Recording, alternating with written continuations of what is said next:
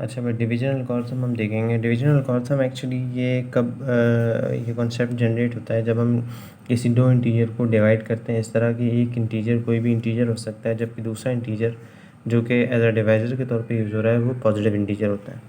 तो इसके नतीजे में दो इंटीजर को डिवाइड करने के नतीजे में हमें दो मज़ीद इंटीजर और मिलते हैं और वो दोनों यूनिक होते हैं। उसमें एक कहलाता है कोशेंट और दूसरा कहलाता है रिमाइंडर। तो कोशेंट और रिमाइंडर ये दो यूनिक इंटीजर होते हैं जो कि डिवीजन एल्गोरिथम का एक पार्ट होते हैं, जो कि इम्पॉर्टेंट फोकस होता है। इसको फॉर्मली अगर हम देखें कि let A be an integer and D is a positive integer, D is a positive integer, then there are unique integers Q and R. तो इसके नतीजे में दो इंपॉर्टेंट यूनिक इंटीजर मिलेंगे क्यू और R with R must follow this condition. क्या है ये? R must be non negative and less than D such that A is equal to D Q plus R. इस तरह के ए बराबर होगा डी क्यू प्लस आर के। ये जो इक्वेशन है A is equal to D Q plus R, ये एक्चुअली इंपॉर्टेंट रिप्रेजेंटेटिव है डिवीजन एल्गोरिथम की। जब कभी डिवीजन एल्गोरिथम की बात होगी तो यहाँ पे एक इस तरह की इक्वेशन आएगी जिसमें ए कोई भी इंटीजर होगा, ठीक है, डी जो है उसको डिवाइड कर रहा होगा, ये पॉजिटिव होना चाहिए डी, क्यू इसका कोशेंट कहलाएगा और आर इसका रिमाइंडर कहलाएगा और आर को इस कंडीशन को फॉलो करना ज़रूरी है। इसमें चारों चीज़ें आपको बता दी गई हैं।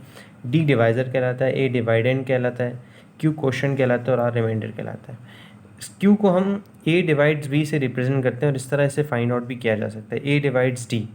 अच्छा, आर को हम ए मॉड डी से रिप्रेजेंट करते हैं और इससे फाइंड आउट भी किया जाता है, क्योंकि ये दोनों की दोनों इक्वेशन फंक्शंस हैं, functions of A and D. Actually ये क्या है? ये functions of A and D. अब इस functions of A and D को हम मज़ीद फाइंड आउट कर सकते हैं, लेकिन आर को हम इस मॉड की कंडीशन से फाइंड आउट नहीं करेंगे। फ़िलहाल आर डायरेक्टली भी फाइंड आउट किया जा सकता है। तो जब हम मॉड सीख लेंगे तो उसके बाद फिर हम आर को फाइंड आउट करेंगे इस तरह मॉड की कंडीशन से। इसे याद रखना है बस। तो ये एक किस्म का डिवीजन एल्गोरिथम है और ये आपको कब यूज़ करना पड़ता है, आप याद करें। इस तरह की जब डिवीज़न आप करते थे, इस तरह की डिवीज़न में 6 को आप 2 से डिवाइड कर रहे हैं, तो इस तरह 6 डिवाइडेंड कहलाता है, 2 डिवाइज़र कहलाता है, 3 इसका कोशेंट कहलाएगा और रिमाइंडर यहाँ पे 0 है तो रिमाइंडर 0 आ जाएगा। ज़रूरी नहीं है रिमाइंडर 0, चूँकि यहाँ पे जो है 2 6 को कम्प्लीटली डिवाइड कर रहा है, इसलिए रिमाइंडर 0 आ रहा है। अगर रिमाइंडर 0 नहीं आएगा तो 2 कम्प्लीटली तौर पे उसको डिवाइड नहीं करेगा। तो ये बेसिकली डिवीजन एल्गोरिथम का कॉन्सेप्ट है। तो डिवीजन एल्गोरिथम कुछ और नहीं, दरअसल ये इक्वेशन है, एक ऐसी इक्वेशन जिसके 4 डिफरेंट रिप्रेजेंटेटिव्स हैं, ठीक है, और इसमें सब की एक अलग अलग ख़ास कंडीशन है। आर का इस कंडीशन को फुलफ़िल करना ज़रूरी है, डी पॉजिटिव होना चाहिए, ए और क्यू कोई भी इंटीजर हो सकते हैं। अब इसके लिए एक एग्जांपल है, what are quotient and remainder. What are quotient and remainder when 101 is divided by 11।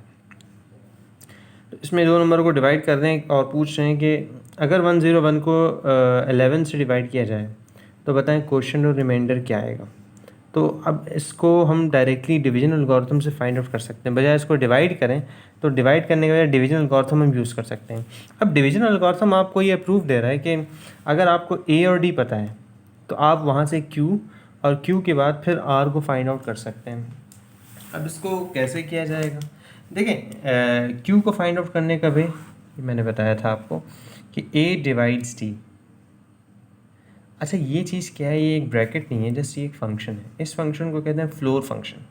Floor function को कैसे अप्लाई करते हैं? फ्लोर फंक्शन ये एक ऐसा फंक्शन होता है जो कि इंटीजर फंक्शन कहलाता है। फ्लोर फंक्शन, इसे इंटीजर फंक्शन भी कहते हैं, ख़ास तौर पे ग्रेटेस्ट इंटीजर फंक्शन कहते हैं, ग्रेटेस्ट इंटीजर फंक्शन।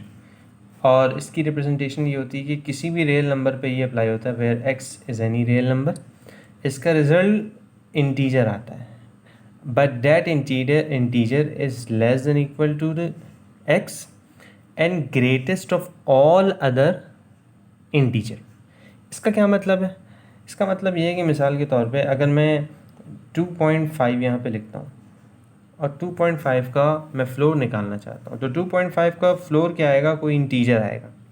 अच्छा, वो इंटीजर क्या होगा? 2.5 के बराबर होगा या 2.5 से कम होगा?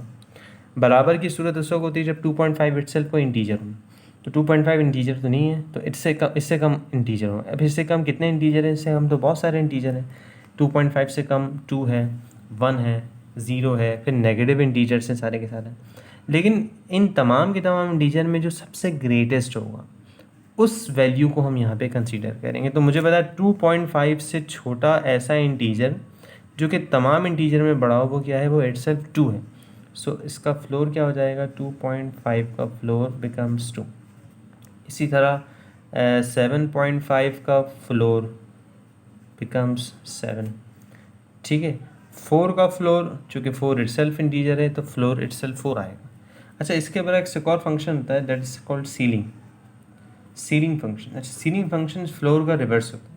उसको उसके लिए जो रिप्रेजेंटेशन होती है वो ये होती है, लाइक 2.5 ऊपर की तरफ ये यहाँ पे स्लैश आ जाता है। अब ये क्या होता है, ये एक ऐसा इंटीजर होता है जो कि greater than equal to the number होता है but less then all other integer. इसे कहते हैं लीस्ट इंटीजर फंक्शन। तो 2.5 का ऐसा इंटीजर बताएं जो कि 2.5 से ग्रेटर हो लेकिन तमाम से लीस्ट हो। तो 2.5 से फ़ौरन बड़ा इंटीजर जो आता है वो 3 आता है। अच्छा, 2.5 से बड़े तो बहुत सारे इंटीजर हैं, इन्फाइनाइटली मैनी है, 3 है, 4 है, 5 है, लेकिन इन तमाम में जो सबसे लीस्ट है हमें वो चाहिए बिकॉज इसका नाम है लीस्ट इंटीजर फंक्शन। सो वो क्या आ जाएगा, वो आ जाएगा आपके पास दैट इज़ इक्वल टू 3। इसी तरह 3.5 इसका लीस्ट इंटीजर क्या आ जाएगा, वो आ जाएगा 4। ठीक है। अच्छा, नेगेटिव नंबर का भी हम निकाल सकते हैं, -3.5 -3.5 का अगला इंटीजर -3.5 का अगला इंटीजर यानी कि इससे ग्रेटर हो लेकिन तमाम बाकी ग्रेटर से लेस हो। ठीक है, इससे ग्रेटर मतलब -3.5 से ग्रेटर वाला इंटीजर -3 इटसेल्फ होता है। नेगेटिव में आप जानते हैं पीछे की तरफ जाते हैं तो ग्रेटर मिलता है और नेगेटिव में आगे की तरफ जाते हैं तो लेसर मिलता है। ठीक है, तो -3.5 का सीलिंग हो गया -3। इसी तरह -3.5 का फ्लोर हो गया -4। तो ये है सीलिंग और फ्लोर फंक्शन जिसे हम ग्रेटेस्ट इंटीजर फंक्शन और लीस्ट इंटीजर फंक्शन भी कहते हैं।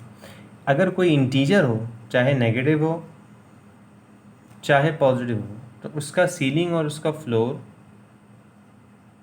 वो वही इंटीजर होता है।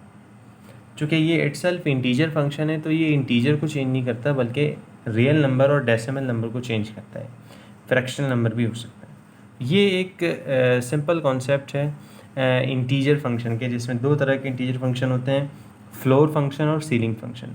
इसकी रिप्रेजेंटेशन याद रखिएगा, फ्लोर फंक्शन की तरफ जो स्लैश होता है, ये डैश होता है, वो नीचे की तरफ होता है और सीलिंग की तरफ, सीलिंग में ऊपर की तरफ होता है। इनकी प्रॉपर्टीज़ भी हैं, फ़िलहाल हम इनकी प्रॉपर्टीज़ की तरफ नहीं जा रहे। तो ये काम यहाँ पे हो रहा है।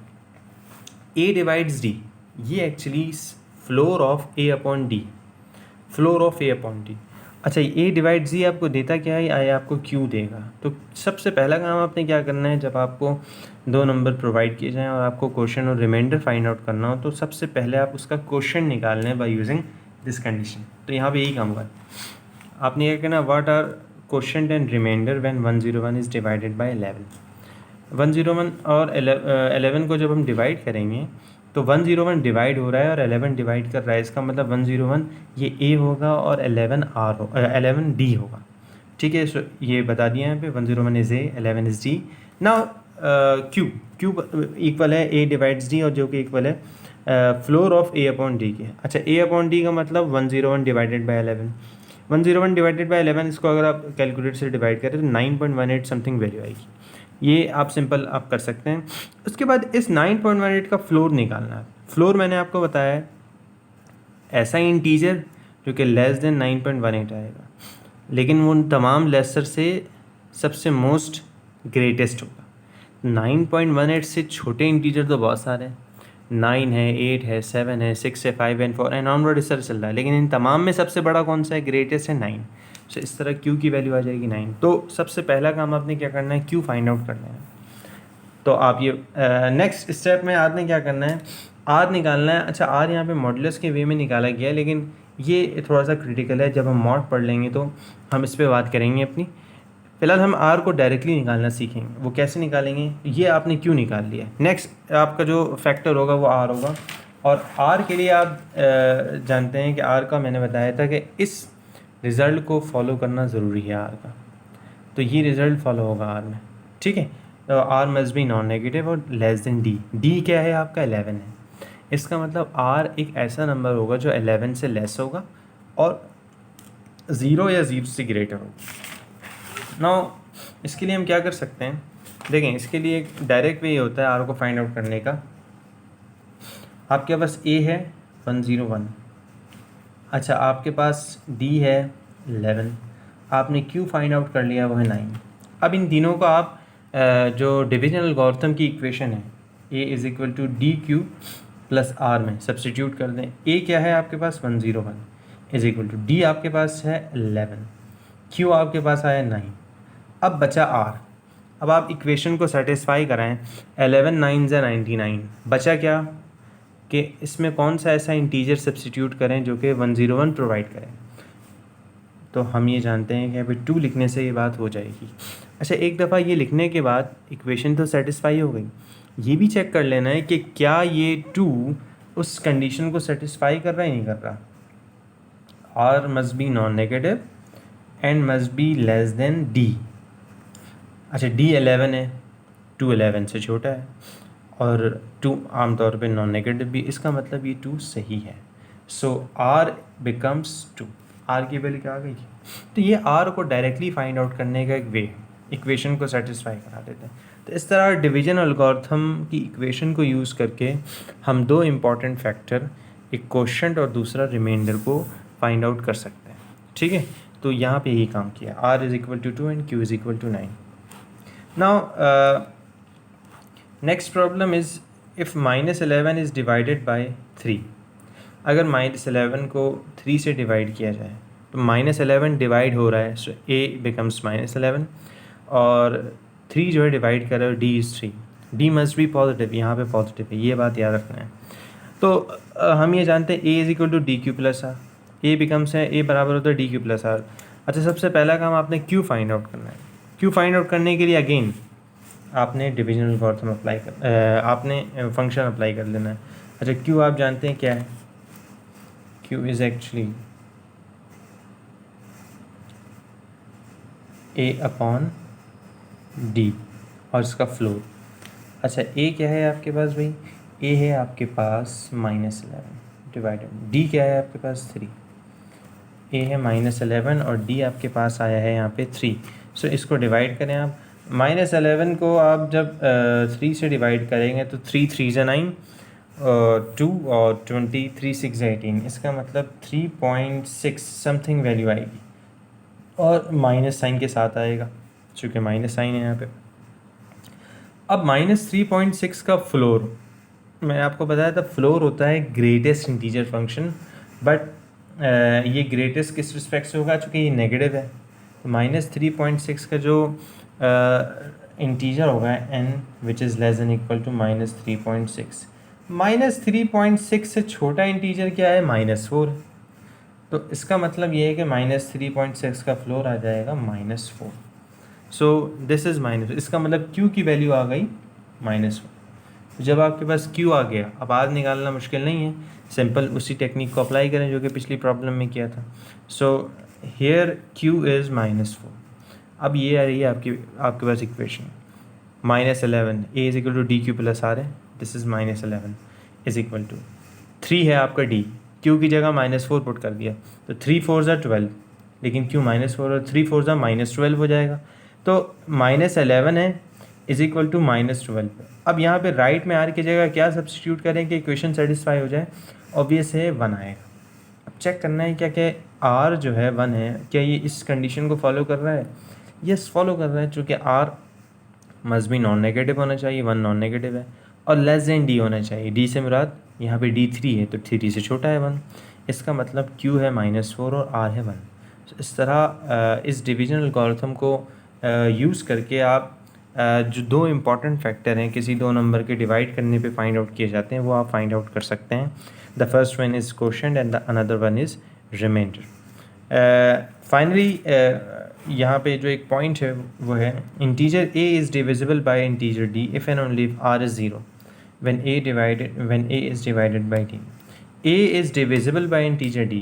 a डिविजिबल कराएगा d से कब, जब r रिमाइंडर ज़ीरो होगा। ये भी हमारी बात हो चुकी है। That's it.